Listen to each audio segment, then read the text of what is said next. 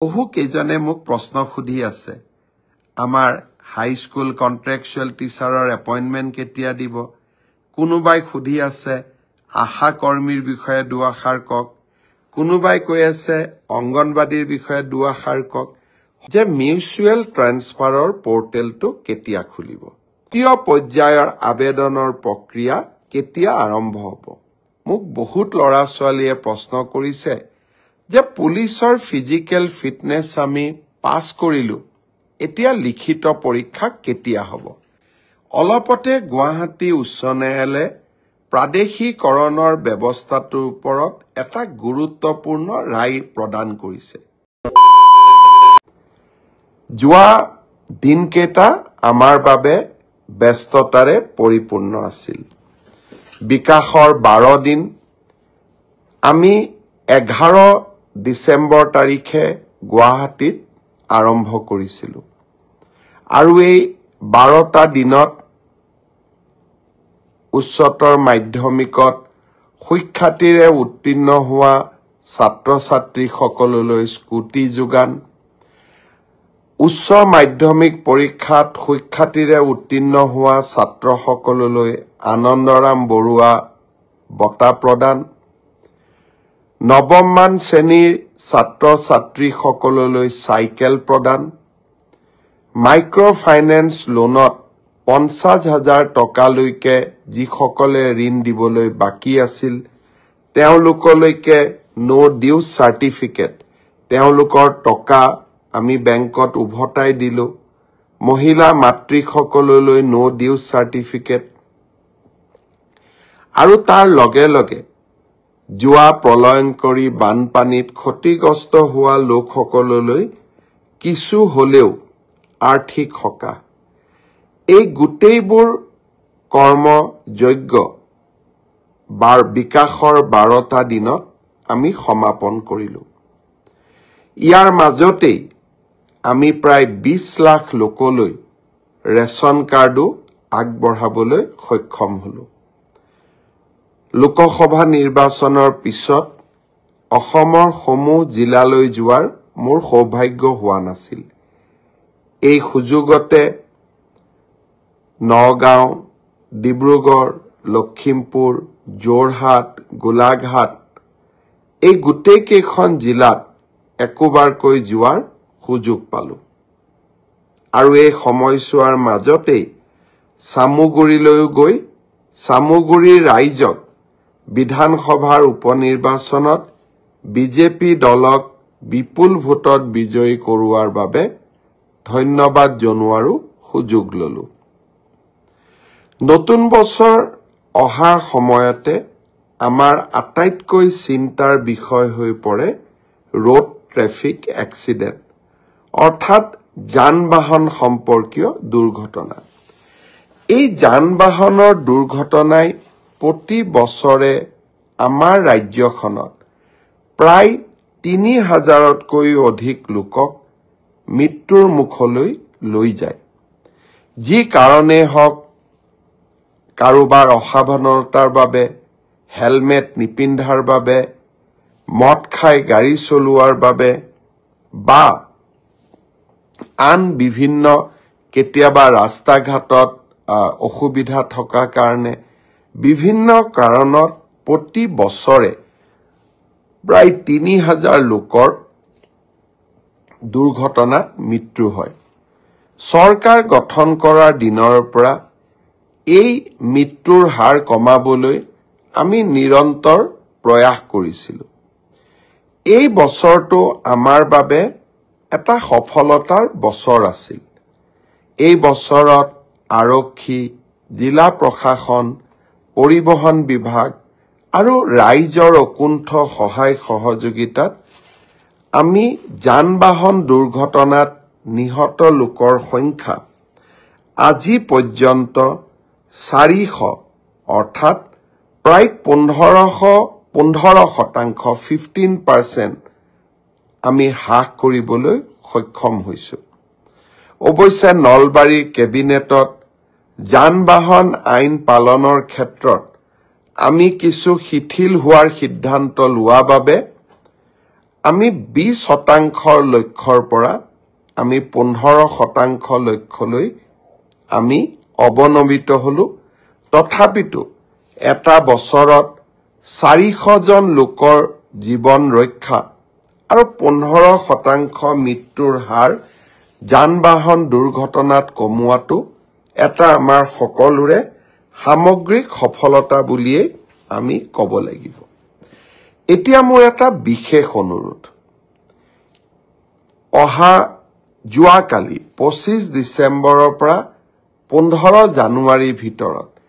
এই এটা মাহতে অসমত আটাইতকৈ বেছি যান-বাহনৰ দুৰ্ঘটনা হয় আৰু এই সময়ছোৱাতে অধিক লোকৰ মৃত্যু ঘটে যোৱাবাৰ এই সময়ছোৱাতে গোলাঘাটত হোৱা অদ্ভুত বাছ দুৰ্ঘটনাত পিকনিক খাবলৈ যোৱা গাঁৱৰ লোকসকলে যি দুৰ্ঘটনাৰ সন্মুখীন হৈছিল তাত আমি কেবাজনো লোকক হেৰুৱাই পেলাইছিলো গাঁওখনলৈ যাওঁতে হসাকৈ মন হেমেকি উঠিছিল বিধৱা মাতৃ বিধৱা পত্নী পুত্ৰক হেৰুৱা মাতৃ আৰু নিজৰ পৰিয়ালজনক হেৰুৱা পৰিয়ালবৰ্গৰ ক্ৰন্দনে আমাক সকলোকে হেমেকাই তুলিছিল পুৱতি নিশা পিকনিকলৈ যোৱা ঘন ঘোৰ কোৱলিৰ মাজত গাড়ী চলোৱা ড্ৰাইভাৰক মদ খাবলৈ সুবিধা দিয়া এই গোটেইবিলাক দুৰ্ঘটনাৰ কাৰণ আৰু 31 ডিসেম্বৰৰ নিশা মদ খাই গাড়ী চলোৱাৰ ফলতো বহু লোকে মৃত্যুৰ মুখত পৰিবলগীয়া হয় অৱশ্যে যোৱা 3টা বছৰ মোৰ একান্ত অনুৰোধত ৰাইজৰ সহযোগত আমি নিজকে বহু বেছি নিয়ন্ত্ৰণ কৰিব পাৰিছো এইবাৰো মই আশা কৰিম 31 ডিসেম্বৰৰ নিশাটো আমি যাতে কোনেও মদ খাই গাড়ী নচলাও আপোনালোকৰ সহযোগিতা আকৌ এবাৰ কামনা কৰিম কেইটামান প্ৰশ্ন মোলৈকে আহি আছে মই যিমান যেনেকে পাৰো কেইটামান উত্তৰ দিবলৈ চেষ্টা কৰিম মিডুল বৰা আপোনাক মোৰ পৰা কিবা সহায় লাগিছিলে আপুনি জনাব মিনা গগৈ আপোনাকো ধন্যবাদ জনাইছো ৰূপম গোস্বামীয়ে ফেসবুক লাইভ চাই আছে ধন্যবাদ জনাইছো ৰুবি সিংহা ৰয় আপোনাকো ধন্যবাদ জনাইছো আতিক হুছেইন আপোনাকো ধন্যবাদ জনাইছো কেইবাজনো লোকে টিকেন্দ্ৰ ডেকা আপুনিও ফেসবুক লাইভ চাই আছে উমাকান্ত বৈশ্য গ্ৰেট মামা আপুনি লিখিছে মই আপোনাক ধন্যবাদ জনাইছো অংকুৰ নাথ আপুনিও চাই আছে ৰূপম গোস্বামী লিখিছে বিজেপি জিন্দাবাদ হিমাংশু চৌধুৰীয়ে চাই আছে মিনা গগৈয়ে চাই আছে আপোনালোক সকলোকে ধন্যবাদ জনাইছো বহু লোকে মোক প্ৰশ্ন কৰি আছে যে মিউচুৱেল ট্ৰান্সফাৰৰ পোৰ্টেলটো কেতিয়া খুলিব মিউচুৱেল ট্ৰান্সফাৰৰ পোৰ্টেল অহা 1 জানুৱাৰী তাৰিখৰ পৰা আমি মুকলি কৰিম এই পোৰ্টেলটো কেনেকে চলিব বহুতে মোক সুধিছে যে আমি মিউচুৱেল কৰা মানুহক ক'ত কেনেকে বিচাৰি পাম এই পোৰ্টেলটোত আবেদন কৰাৰ পিছত একে বিভাগৰ একে পে স্কেলৰ কৰ্মচাৰীৰ মাজত আমি মিউচুৱেল ট্ৰান্সফাৰ কৰাৰ বাবে প্ৰচেষ্টা কৰিম এই পোৰ্টেলটো প্ৰায় 2 মাহ জুলি খোলা থাকিব 1 জানুৱাৰীৰ পৰা 28 ফেব্ৰুৱাৰীলৈ এই সময়ছোৱাৰ ভিতৰতে আমি আবেদন কৰিম আমি ভেৰিফিকেশন কৰিম তাৰ পিছত আমি আপোনালোকৰ আবেদনবোৰ পোৰ্টেলত স্বয়ংক্ৰিয়ভাৱে মিউচুৱেল ট্ৰান্সফাৰৰ বাবে মুকলি কৰি দিম আৰু এটা কম্পিউটাৰ প্ৰণালীৰ মাজেৰে স্বচ্ছতাৰ মাজেৰে এই মিউচুৱেল ট্ৰান্সফাৰ হ'ব আপোনালোকক সোধা যাব আপোনালোকে সন্মতিৰ বাটমটো টিপাৰ লগে লগে মিউচুৱেল ট্ৰান্সফাৰৰ অৰ্ডাৰ নিজে নিজে কম্পিউটাৰৰ পৰা ওলাই আহিব ই কেনেকে পৰিচালনা হয় যদি আপোনালোকক জানিবৰ কাৰণে আৰু অধিক ইচ্ছা আছে সৰ্বশিক্ষা অভিযানত আগতে কাম কৰা বা বৰ্তমানে কাম কৰি থকা শিক্ষকসকলে এই পোৰ্টেলটোৰ ওপৰত আপোনালোকক যথেষ্ট জ্ঞান দিব পাৰিব অহা 1 জানুৱাৰী তাৰিখে এই পোৰ্টেলটো আমি আনুষ্ঠানিকভাৱে মুকলি কৰি দিম ইয়াৰ পিছত মোক হততে সোধা প্ৰশ্নটো হৈছে যে মুখ্যমন্ত্ৰীৰ আত্মনিৰ্ভৰ অসম অভিযানৰ দ্বিতীয় পৰ্যায়ৰ আবেদনৰ প্ৰক্ৰিয়া কেতিয়া আৰম্ভ হ'ব শ্ৰদ্ধা যুৱক যুৱতী বন্ধু বান্ধৱীসকল মুখ্যমন্ত্ৰীৰ আত্মনিৰ্ভৰ অসম আঁচনিৰ জৰিয়তে আমি যুৱক যুৱতীসকলক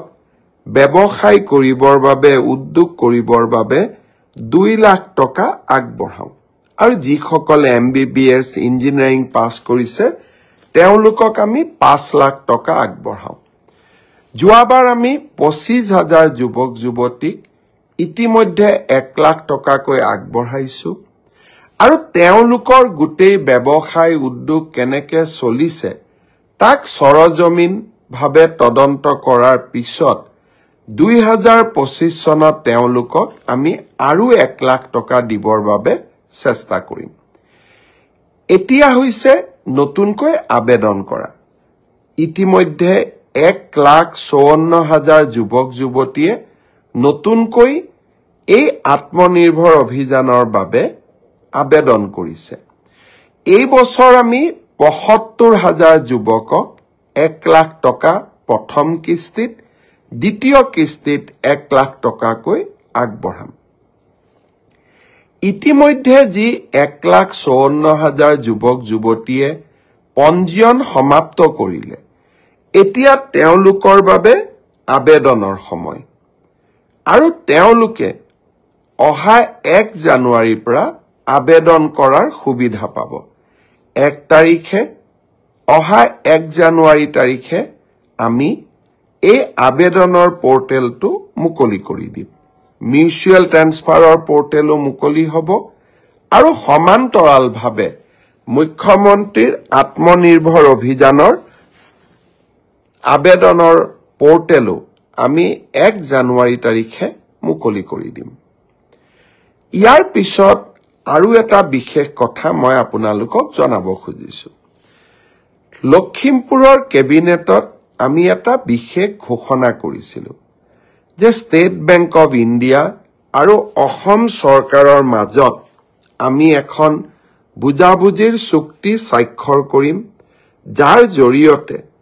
কোনোবা চৰকাৰী কৰ্মচাৰীয়ে কৰ্মৰত অৱস্থাত যদি মৃত্যুমুখত পৰে তেওঁলোকে 5 লাখ টকাৰ পৰা 10 লাখ টকা তেওঁলোকৰ পৰিয়ালে অতিৰিক্ত লাইফ ইন্সুৰেন্স পাব চৰকাৰৰ পৰা পোৱা সহায়ৰ উপৰিও দুৰ্ঘটনাজনিত কাৰণত মৃত্যু হলে 1 কোটি টকা পৰিয়ালটোৱে পাব আৰু যদি দুৰ্ঘটনাত পাৰ্মানেন্ট ডিজেবল হয় তেতিয়াও তেওঁলোকে 70 লাখ টকা তেওঁলোকে পৰিয়ালটোৱে লাভ কৰিব লখিমপুৰৰ কেবিনেট সিদ্ধান্ত হোৱাৰ পিছত আমি বেংকসমূহৰ লগত নিৰন্তৰভাৱে আলোচনা কৰিম অহা 1 তাৰিখে 1 জানুৱাৰী তাৰিখে নতুন বছৰৰ আৰম্ভণিতে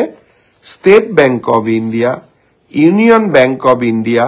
আৰু আন কেইবাটাও বেংক য'ত নেকি আমাৰ চৰকাৰী কৰ্মচাৰীসকলে দৰমহাৰ লেনদেন কৰে তেওঁলোকৰ লগত আমি বুজাবুজিৰ চুক্তি স্বাক্ষৰ কৰিম অৰ্থাৎ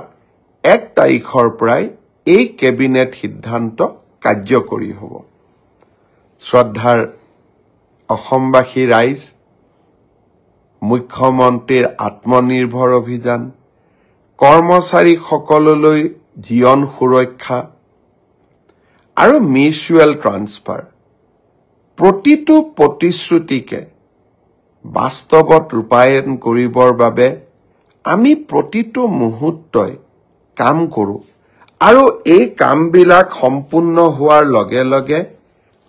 এই কৰ্মযজ্ঞৰ ফসলসমূহ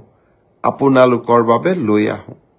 অহা 1 জানুৱাৰী দিনটোত এনে তিনিটা কৰ্মযজ্ঞৰ ফচল আপোনালোকৰ ওচৰলৈ মই লৈ আহিবলৈ চেষ্টা কৰিম। শ্ৰদ্ধাৰ ৰাইজ, অহা 31 ডিচেম্বৰত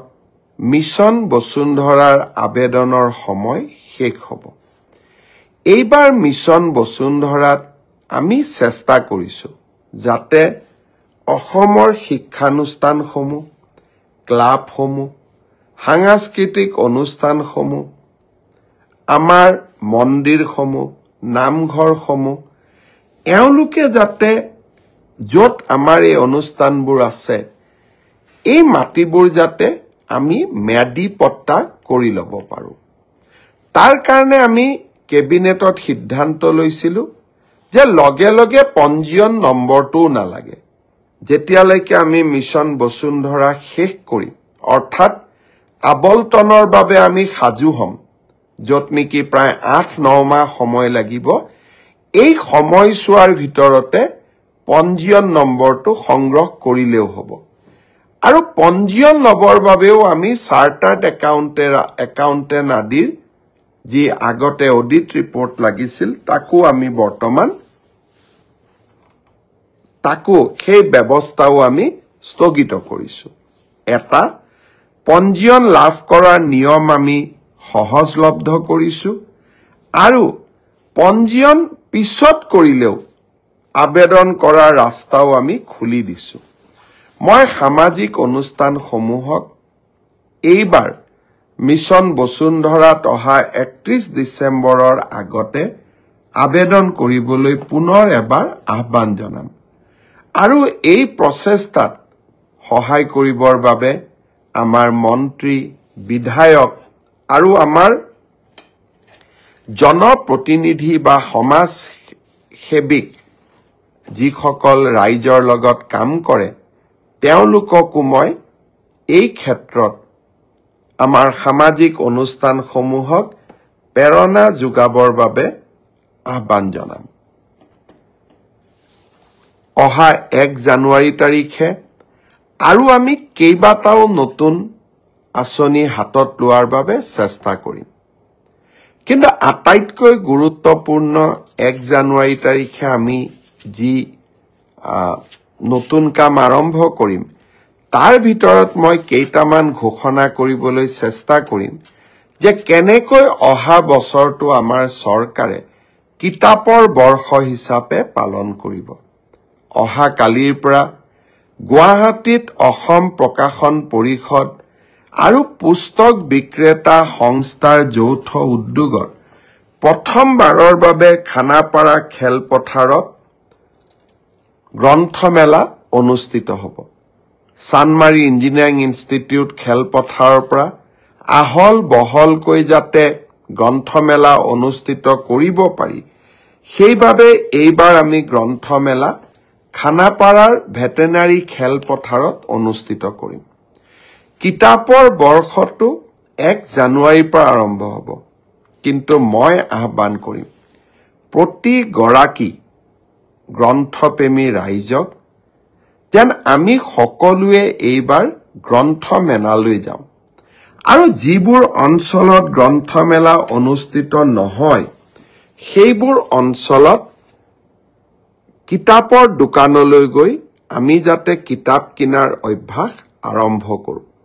গ্ৰন্থই এটা জাতিৰ সভ্যতাক পৰিচয় দিয়ে আৰু ভাল গ্ৰন্থই মানুহৰ জীৱন সলনি কৰে। মই আশা কৰোঁ সকলোৱে যেন এইবাৰ গ্ৰন্থ মেলাটো অংশগ্ৰহণ কৰে আৰু কিতাপৰ বৰ্ষ পালন কৰাটো চৰকাৰক যাতে সহযোগিতা আগবঢ়ায়। মই লেখকসকলকো অনুৰোধ কৰিম যে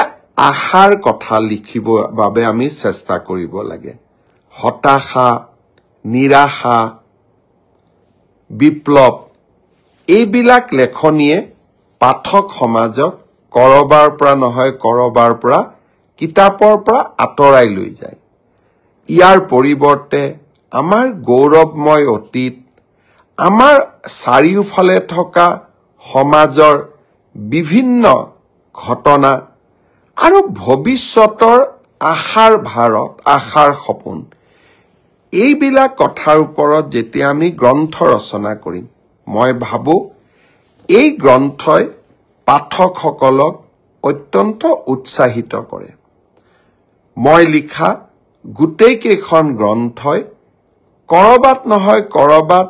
আশাক প্ৰতিনিধিত্ব যাতে কৰে তাৰ বাবে মই চেষ্টা কৰিছিলো। আৰু সমাগত সময়েৰে আৰম্ভ কৰা মোৰ প্ৰতিকেইখন গ্ৰন্থ জনতাই যি ধৰণে আঁকোৱালি লৈছিলে তাৰ পৰা মই কৰবাত নহয় কৰবাত আশ্বস্ত হওঁ যে ৰাইজে আশাৰ কথা শুনিব খোজে, ৰাইজে আমাৰ গৌৰৱময় অতীতৰ বিষয়ে জানিব খুব বিচাৰে। ধ্ৰুপদী অসমীয়া ভাষা হ'ল। বহুত ল'ৰা ছোৱালীয়ে জানিব খোজে ভাস্কৰ বৰ্মা কোন আছিল, সম্ৰাট পিথু কোন আছিল, কানাই বৰশী শিলৰ লগত পিথুৰ সম্পৰ্ক আমি বহুতেই নাজানো। ভাস্কৰ বৰ্মাৰ ৰাজত্বৰ সময়তে হিউৱেন চাং অসমলৈ আহিছিল আৰু তাৰ পৰাই ধ্ৰুপদী অসমীয়াৰ যাত্ৰা আৰম্ভ হৈছিল। চুকাফা, লাচিত, সতী সাধনী, সতী ৰাধিকা, এই সমগ্ৰ জীৱন প্ৰক্ৰিয়াৰ উপৰিও ভাৰতৰ প্ৰেক্ষাপটতো আমি আমাৰ গৌৰৱময় অতীতসমূহৰ বিষয়ে আমাৰ যুৱ প্ৰজন্মক জনোৱা উচিত। ব্ৰিটিছৰ শাসনৰ সময়ত কেনেদৰে ঝান্সী ৰাণী লক্ষ্মীবাইৰ পৰা আৰম্ভ কৰি মণিৰাম দেৱানলৈ আমি কেনেকৈ সংগ্ৰাম কৰিছিলো আৰু সমগ্ৰ ভাৰততে এনে মহান নায়কসমূহৰ জীৱন কথা লুকাই আছে। মই ভাবো যে আমাৰ গ্ৰন্থ লেখকসকলে একোটা ভাল টপিকৰ ওপৰত গ্ৰন্থ লিখাৰ বাবে প্ৰচেষ্টা কৰে আৰু যি টপিকে যুৱ প্ৰজন্মক আকৌ কিতাপৰ প্ৰতি আকৰ্ষণ কৰে। মই কাকো পৰামৰ্শ দিয়া নাই উপন্যাসৰ থিম কি হ'ব, গল্পৰ থিম কি হ'ব, আপোনালোকে নিৰ্বাচন কৰক। কিন্তু যুৱ প্ৰজন্ম যাতে গ্ৰন্থৰ প্ৰতি আগ্ৰহীত হয় তেনেকুৱা ধৰণৰ কথা বতৰা আমি যাতে কিতাপৰ জৰিয়তে লিখিবৰ বাবে চেষ্টা কৰোঁ। এই বছৰটোত গ্ৰন্থক আকৌ এবাৰ উৎসাহিত কৰাৰ বাবে আমি সকলো ধৰণৰ প্ৰচেষ্টা কৰিম। বিকাশৰ 12 দিনত অসমৰ বিভিন্ন জিলালৈ যাওঁতে মোক বহুত ল'ৰা ছোৱালীয়ে প্ৰশ্ন কৰিছে যে পুলিচৰ ফিজিকেল ফিটনেছ আমি পাছ কৰিলো,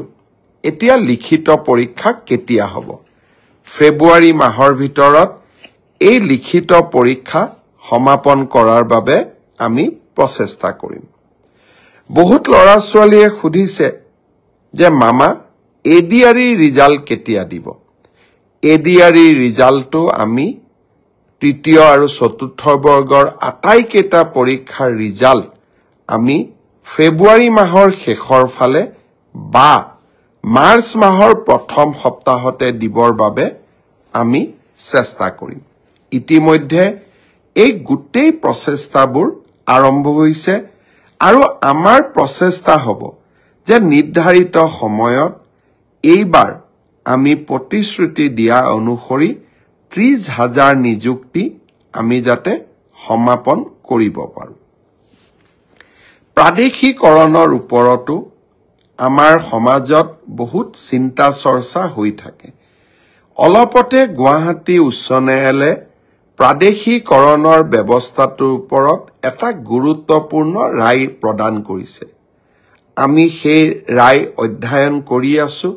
আৰু তাৰ পিছতেই প্ৰাদেশিকৰণৰ ওপৰতো আপোনালোকক মই কিছু কথা ক'বৰ বাবে যত্ন কৰিম। শ্ৰদ্ধাৰ ৰাইজ, পুনৰ এবাৰ আপোনালোকক মই ধন্যবাদ জনাম যে বিকাশৰ 12টা দিন এই সমগ্ৰ সময়ছোৱাত আমাৰ অসমৰ বিভিন্ন স্থানলৈ যোৱা মন্ত্ৰীসকলক বা ব্যক্তিগতভাৱে মোক আপোনালোকে যি মৰম সাদৰ দেখুৱালে তাৰ বাবে মই আপোনালোকক পুনৰ এবাৰ ধন্যবাদ জনাম। 5টা বিধানসভাৰ উপনিৰ্বাচন, লোকসভা সমষ্টি লোকসভা নিৰ্বাচনত বিজেপিৰ চমকপ্ৰদ বিজয়, এই গোটেইবিলাকৰ প্ৰেক্ষাপটত এতিয়া আমি 2025 চনৰ বাবে সাজু হ'ম। 2025 চন ৰাজনৈতিক দৃষ্টিভংগীৰেও গুৰুত্বপূৰ্ণ হৈ থাকিব। বছৰটোৰ আৰম্ভণিতে পঞ্চায়তৰ নিৰ্বাচন, তাৰ পৰৱৰ্তী সময়ত স্বায়ত্তশাসিত পৰিষদসমূহৰ নিৰ্বাচন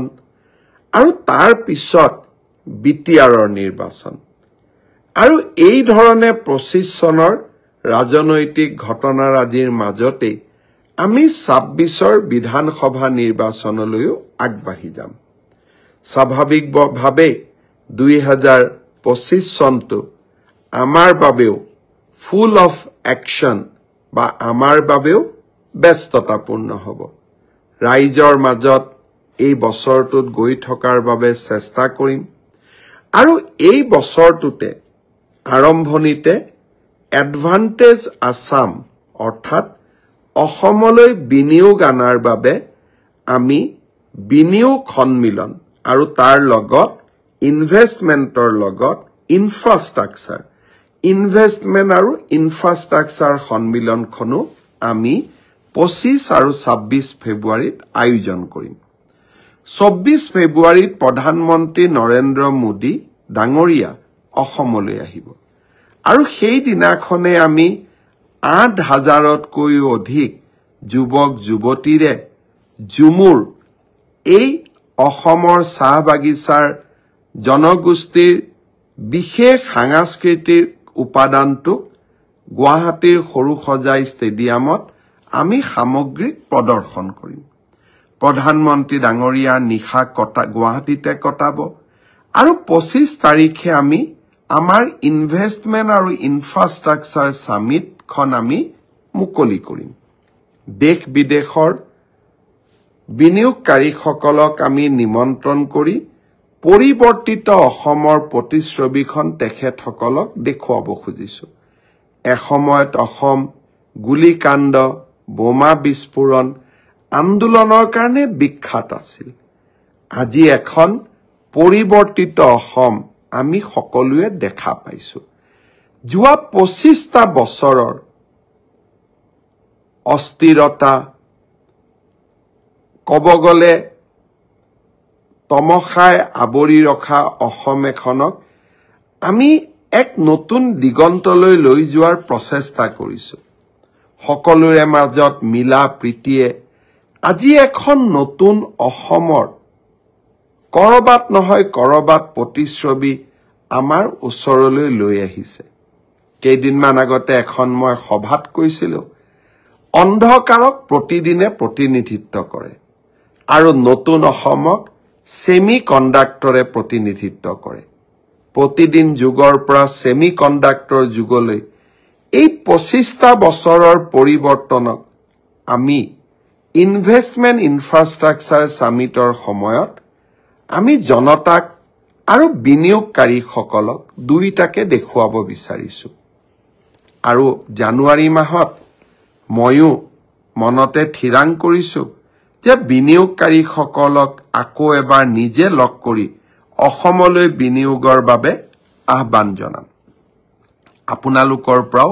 সহযোগিতা বিচাৰিছো। পুনৰ এবাৰ নতুন বছৰৰ শুভেচ্ছা জনালো। বহু কেইজনে মোক প্ৰশ্ন সুধি আছে, আমাৰ হাইস্কুল কন্ট্ৰেকচুৱেল টিচাৰৰ এপইণ্টমেণ্ট কেতিয়া দিব? কোনোবাই সুধি আছে আশা কৰ্মীৰ বিষয়ে দুআষাৰ কওক, কোনোবাই কৈ আছে অংগনবাদীৰ বিষয়ে দুআষাৰ কওক। সকলো কথা এদিনতে আমি নুশুনো, সকলো কথা লাহে লাহে পৰ্যায়ক্ৰমে আমি শুনি যাম আৰু আমি কৰি যাম। মাত্ৰ আপোনালোকে আমাক আশীৰ্বাদ দিয়ক, কাৰণ এজন মানুহে কাম কৰিম বুলি ক'লেও কৰিব নোৱাৰে। সম্পদ লাগিব আৰু জনতাৰ আশীৰ্বাদ লাগিব। আপোনালোকে মোক আশীৰ্বাদ কৰক, শান্তিৰ অসমত সম্পদো আহৰণ কৰিব পাৰিম আৰু জনতাৰ সমস্যাসমূহ সমাধানো কৰিব পাৰিম।